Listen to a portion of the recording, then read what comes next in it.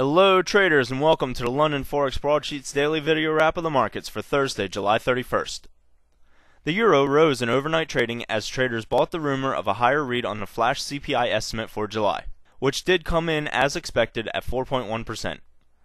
The euro caught a strong bid against the dollar after the report of the U.S. Q2 GDP, which contained revisions that showed the economy contracted 0.2% in Q4 of 07, and after the report on weekly unemployment showed new claims climb to the highest level in more than 5 years. The 4-hour chart shows the downward channel that the euro continues to trade in. Even a day like today with somewhat disappointing dollar news, the pair was unable to hold on to gains and bounced back into the channel.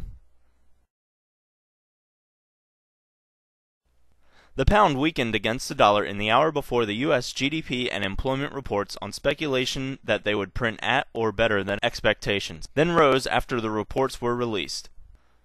There was more bad news regarding the UK housing sector. Nationwide, Britain's fourth largest mortgage lender, reported today that UK house prices declined by 1.7% in July. This is the most since 1991, which is when the last British recession occurred. Meanwhile, the BOE is being prevented from decreasing borrowing costs because of inflation, which was at 3.8% in June and is nearly twice their target. Standard & Poor's said yesterday that about 1.7 million UK homeowners are likely to see the value of their houses fall below the amount they owe on their mortgage. The 4-hour cable chart shows the pair moving lower in a well-defined channel, despite trading in wide ranges on a daily basis. The faltering UK economy is taking its toll on the pound as it continues to struggle against the dollar. The Aussie fell for the 7th time in 8 days even after gold caught a strong bid in the wake of weaker than expected reports on the US GDP and unemployment claims. The next reports out of Australia are the manufacturing PMI at 1930 and the TDMI inflation gauge at 2030. The daily Aussie chart shows the pair continuing to weaken as the dollar strengthens. The pair has dropped below the trend line after falling for 7 out of the last 8 days.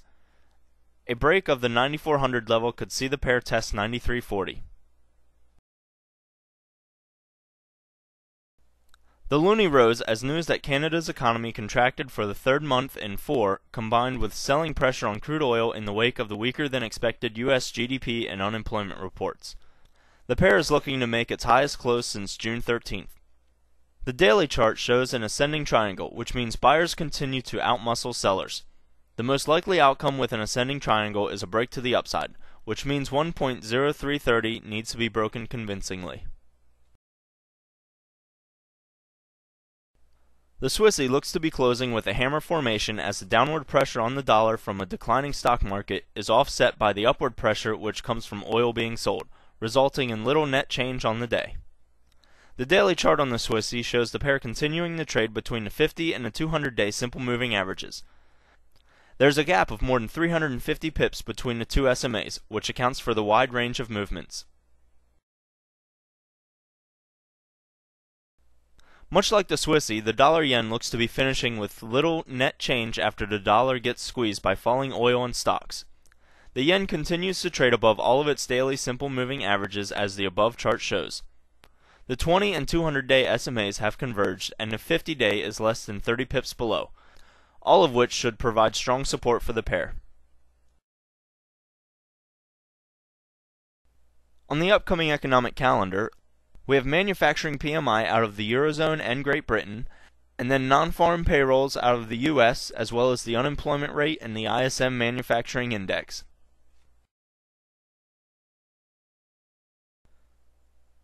In Asian equities, the Nikkei 225 added 17 points or 0.13% to close at 13,384.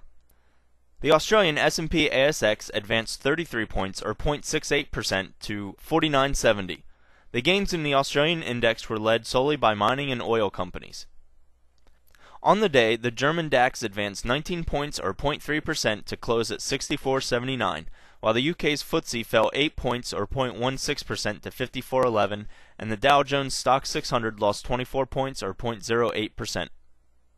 On Wall Street, the Dow was at 11,378 after falling 205 points or 1.78%. The S&P closed at 1267, down 16 points or 1.31%, while the Nasdaq finished trading at 2325 with a loss of 4 points or 0.18%.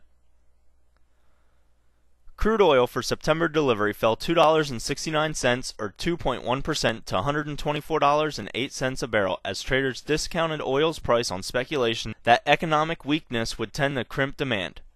Crude oil is down 11.4% in July after gaining for 3 straight months, and July's percentage loss was the biggest monthly decline.